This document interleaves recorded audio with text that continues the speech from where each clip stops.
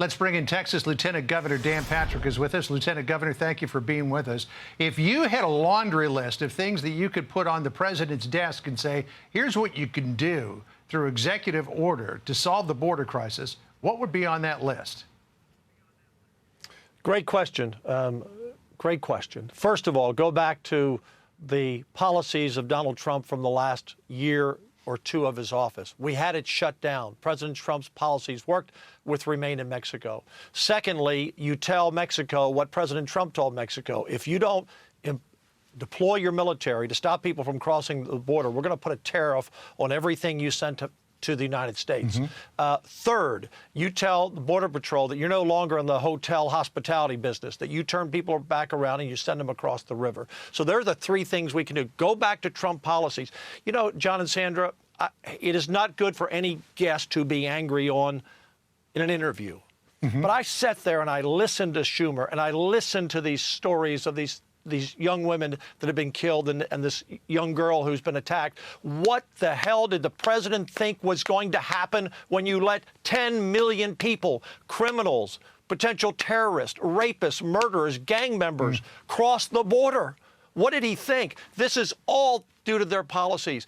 And I can't even express how the pain that we feel for every American that's lost, because those two young girls, that young girl who was raped, and all the hundreds of thousands who have died from fentanyl, they would be alive today. Yeah. They'd be alive today, Sandra, if not for Biden's policies. He can shut this border down. He already said, by the way, in that terrible Senate bill, once we get to 5,000, we can close it. If you can close it at 5,000, you can close it at 0. We've already proven at the state park where they were 3,000 to 4,000 crossing a day in December. We got it down to 10 a day. It can be done. It can be done like that. It's up to the president to do it.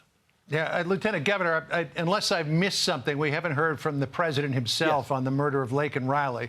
All we got was a statement from the White House to Fox Digital, which said, quote, "We would like to extend our deepest condolences to the family and loved ones of Laken Hope Riley. People should be held accountable to the fullest extent of the law if they are found to be guilty. Given this is an active case, we'd have to refer you to state law enforcement and ICE." So condolences, yes, we want to hold them to account, blah, blah, blah, for the rest of it. I mean, this guy crossed the border illegally in El Paso. He was paroled into the country, I believe it was September of 2022.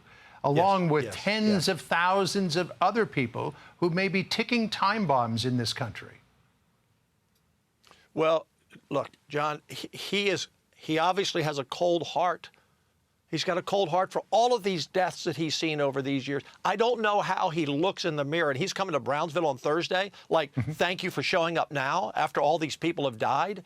He doesn't care. This is all about the politics of the future. They want millions to come here, become citizens, then voters, so they can control the country. And they don't care. It's obvious they don't care who dies to meet those goals. And, John, look, we passed a bill. I helped write the bill with Governor Abbott. Senate Bill 4. It's going to the Supreme Court at some point. It says that we as a state can take control of our own border, just like the federal government, because we're being invaded. They're not doing their job. We're spending billions of dollars of our taxpayer money to do what Biden should be doing. And if this Supreme Court will uphold our bill, Texas will take control of the border. We'll hire all those Border Patrol agents to be our own Border Patrol agents. We'll shut it down.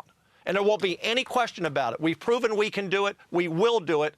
And I hope the Supreme Court upholds our bill when it gets to that court, because we as a state have a right to defend the lives of our citizens and the lives of Texans.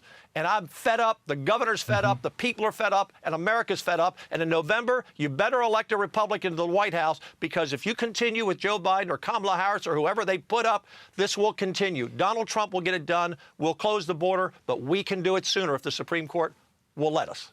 Lieutenant Governor, it seems that even some Democrats are fed up as well and having buyer's remorse. Yes. This is what Mayor Eric Adams of New York City said about sanctuary cities back on October 20th, 2021. He said, "We should protect our immigrants, period. Yes, New York City will remain a sanctuary city under an Adams administration." Listen to what he's saying now.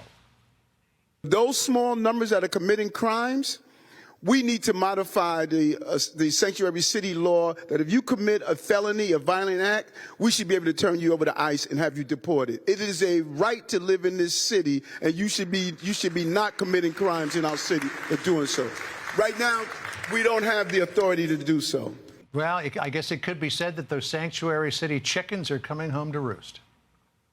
Yeah, John, they could declare, Hochul could declare a state of emergency now and do what they want. When I became lieutenant governor in 2015, the first bill, or one of the first bills we passed, was to ban sanctuary cities. We don't have sanctuary cities in Texas. So look, I'm so sick and tired of all these Democrats. Oh, we knew, we could have, we should have, we would, and blaming it on the Republicans.